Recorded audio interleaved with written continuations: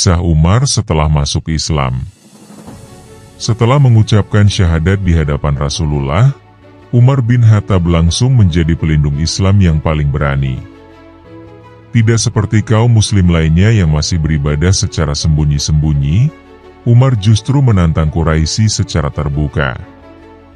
Pada suatu hari, ia mendatangi Ka'bah dan dengan lantang menyatakan keislamannya di hadapan para pemuka Quraisy. Dengan suara menggelegar, ia berkata, "Demi Allah, siapa yang ingin anaknya kehilangan ayahnya, maka hadapilah aku di belakang Ka'bah." Mendengar tantangan itu, tak ada satupun orang Quraisy yang berani mendekatinya. Sejak saat itu, Umar menjadi benteng bagi kaum muslimin. Tak hanya itu, ia juga ikut serta dalam berbagai pertempuran bersama Rasulullah, termasuk Perang Badar, Perang Uhud, dan Perang Khandaq. Namun, satu momen yang paling mengguncang hatinya adalah ketika Rasulullah wafat. Umar yang terkenal tegar, justru kehilangan kendali. Ia berdiri di tengah kaum muslimin dan berseru, "Barang siapa mengatakan bahwa Muhammad telah wafat, maka akan kupenggal kepalanya." Rasulullah tidak wafat, beliau hanya pergi seperti Musa dan akan kembali.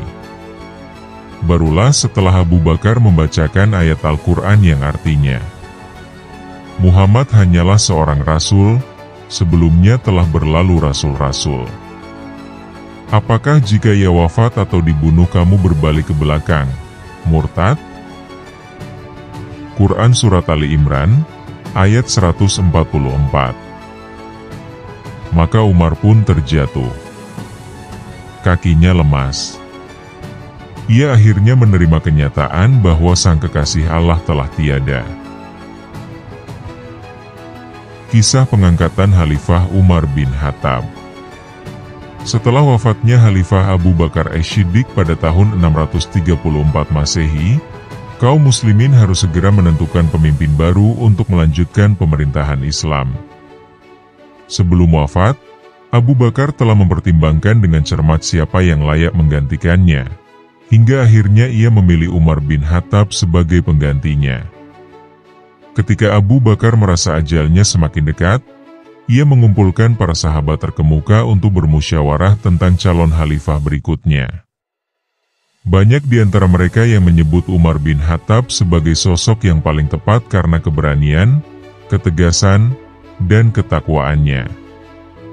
Abu Bakar lalu memanggil Utsman bin Affan dan memerintahkannya untuk menulis surat wasiat yang berisi pengangkatan Umar bin Khattab sebagai khalifah. Surat tersebut dibacakan di hadapan kaum muslimin. "Aku telah memilih Umar bin Khattab sebagai pemimpin kalian setelahku. Aku tidak mengangkatnya kecuali untuk kebaikan kalian. Maka dengarkanlah dia dan taatilah." Setelah surat itu dibacakan, para sahabat pun menerima keputusan tersebut dengan ridha. Setelah wafatnya Abu Bakar, kaum muslimin segera berbaiat kepada Umar bin Khattab sebagai khalifah kedua. Ia menerima amanah itu dengan penuh tanggung jawab dan berkata, "Wahai manusia, ketahuilah bahwa aku telah diberi tanggung jawab untuk memimpin kalian. Aku bukanlah yang terbaik di antara kalian, tetapi aku akan berusaha sebaik mungkin untuk menjalankan amanah ini." Umar menjadi pemimpin yang sangat disegani. Ada 3 kisah hebat saat Umar bin Khattab menjabat sebagai khalifat. 1. Umar bin Khattab, sang penakluk yang adil. Di bawah langit yang membentang luas, pasukan Islam berbaris rapi. Di barisan terdepan, berdiri seorang pemimpin yang sederhana namun penuh wibawa. Dialah Umar bin Khattab, khalifah kedua yang membawa Islam ke puncak kejayaan. Suatu hari, seorang sahabat mendekatinya. Ia berkata, "Wahai Amirul Mukminin, engkau telah menaklukkan Persia, Syam, Mesir, dan banyak wilayah lainnya. Apakah engkau tidak bangga?" Umar tersenyum tipis, lalu berkata, bukan aku yang menaklukkan mereka. Ini adalah pertolongan Allah dan perjuangan kaum muslimin. Jika kita mulai sombong, maka kehancuranlah yang akan datang. Ketika Persia jatuh ke tangan Islam, banyak harta rampasan perang dikirim ke Madinah, termasuk permata berharga dari istana Kisra. Para sahabat terperangah melihat kekayaan yang begitu melimpah. Namun, Umar hanya melihatnya sekilas dan berkata, "Segera bagikan kepada rakyat. Jangan sampai harta ini menjadi ujian bagi kita." Di setiap wilayah yang ditaklukkan, Umar tidak hanya mengirim pasukan, tetapi juga keadilan. Ia memastikan setiap rakyat, baik muslim maupun non-muslim, mendapatkan haknya. Di Mesir, seorang Koptik datang mengadu kepadanya, "Wahai Amirul Mukminin, putra gubernurmu telah menamparku tanpa alasan." Umar segera memanggil Gubernur Amr bin Ash beserta putranya. Di depan rakyat, Umar memberikan cambuk kepada si Koptik dan berkata, "Balaslah sebagaimana engkau telah dipukul." Gubernur dan putranya tertunduk malu. Setelah itu, Umar menatap mereka dan berkata, "Sejak kapan kalian memperbudak manusia, padahal mereka dilahirkan merdeka oleh Allah?" Keadilan Umar melampaui batas suku dan agama. Baginya, setiap manusia berhak diperlakukan dengan adil. 2. Umar bin Khattab adalah pemimpin yang melayani rakyatnya. Malam itu gelap, hanya diterangi cahaya bintang di langit. Di tengah kesunyian kota Madinah, seorang lelaki tinggi besar berjalan pelan, memperhatikan rumah-rumah rakyatnya. Dialah Umar bin Khattab, khalifah yang lebih memilih turun langsung ke lapangan daripada duduk nyaman di istana. Di kejauhan, ia mendengar suara tangisan anak-anak dari sebuah rumah kecil. Dengan hati-hati, ia mendekat dan melihat seorang wanita duduk di depan tungku, memasak sesuatu.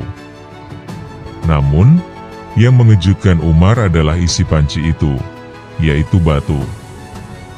Dengan nada lembut, Umar bertanya, "Wahai ibu, apa yang engkau masak?" Wanita itu menghela napas panjang, "Aku tidak punya makanan. Aku hanya memasak batu agar anak-anakku tertidur dengan harapan mereka mengira aku sedang memasak makanan untuk mereka." Hati Umar terasa diremas. Matanya berkaca-kaca. Tanpa berpikir panjang, ia segera berbalik menuju Baitul Mal, gudang makanan, mengambil sekarung gandum, dan mengangkatnya di pundaknya sendiri.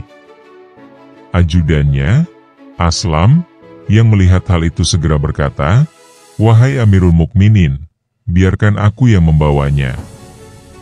Namun, Umar menatapnya tajam dan berkata, "Apakah kau ingin memikul dosaku di hari kiamat?"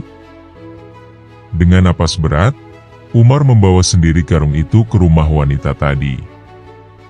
Ia kemudian memasak makanan untuk anak-anak itu dengan tangannya sendiri. Saat makanan siap, anak-anak pun mulai makan dengan lahap.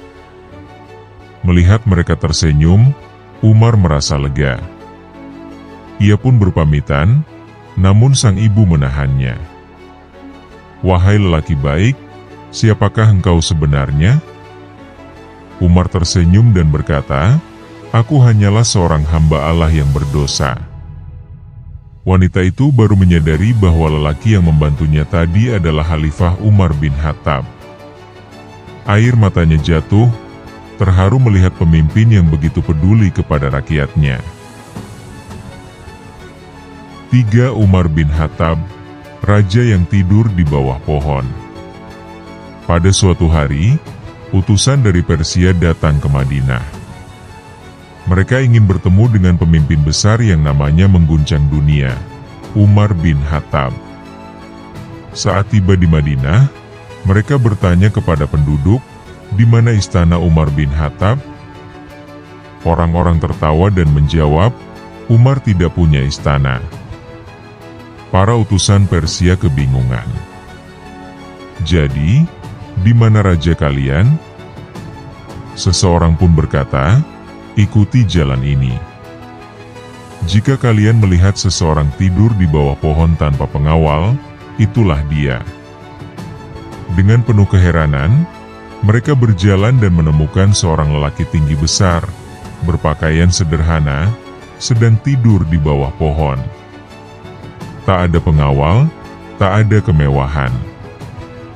Mereka saling berpandangan dan salah satu dari mereka berbisik, "Bagaimana mungkin seorang raja yang menaklukkan setengah dunia hanya tidur di bawah pohon tanpa penjagaan?"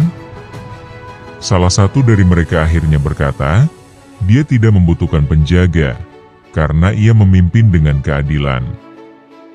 Rakyatnya mencintainya, bukan membencinya." Ketika Umar terbangun, ia menyambut para utusan itu dengan ramah. Tanpa duduk di singgasana atau mengenakan pakaian kebesaran, ia berbicara dengan penuh wibawa. Para utusan Persia pun pulang dengan penuh kekaguman. Mereka menyadari bahwa kehebatan seorang pemimpin bukanlah pada istana yang megah atau jumlah tentaranya, tetapi pada keadilan dan kesederhanaan dalam kepemimpinannya. Wafatnya Umar bin Khattab, kepergian sang singa padang pasir. Langit Madinah masih gelap saat fajar mulai menyingsing. Udara dingin menyelimuti kota, sementara Masjid Nabawi dipenuhi oleh kaum muslimin yang bersiap menunaikan sholat subuh. Di barisan paling depan, berdiri seorang lelaki tinggi besar dengan janggut yang mulai memutih.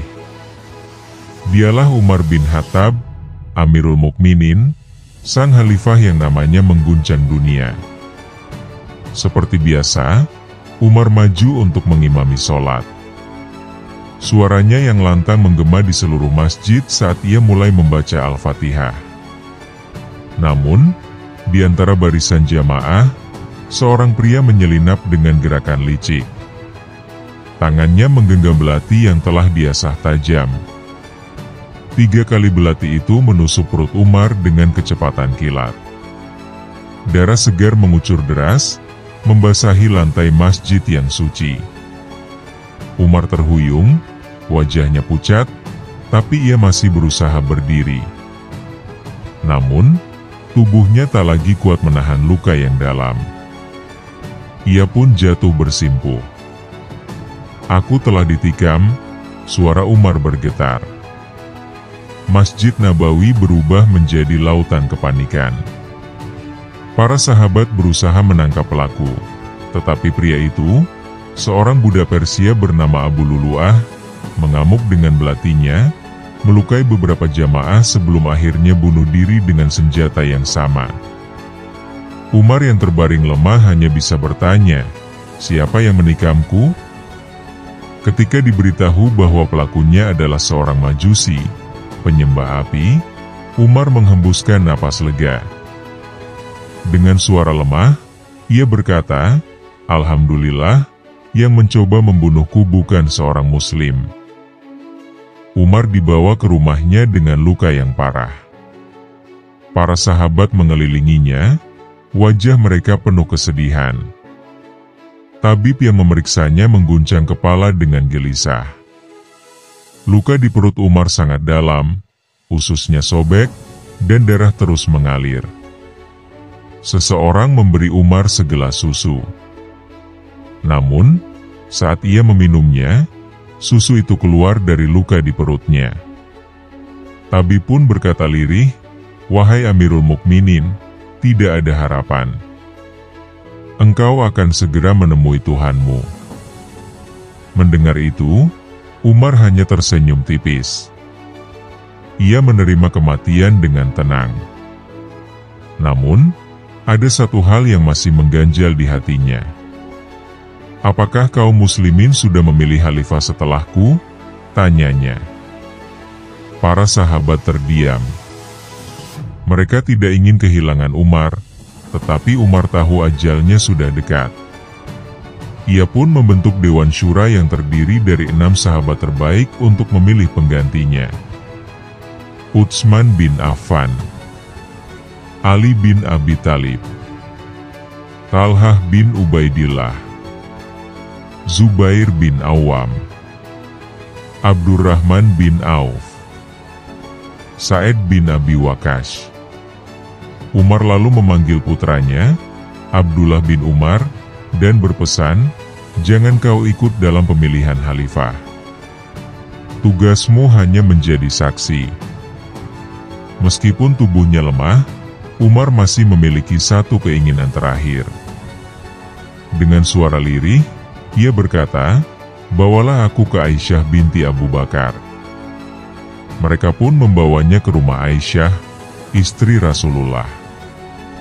Dengan suara penuh harap, Umar berkata, "Wahai Ummul Mukminin, aku memiliki satu permintaan.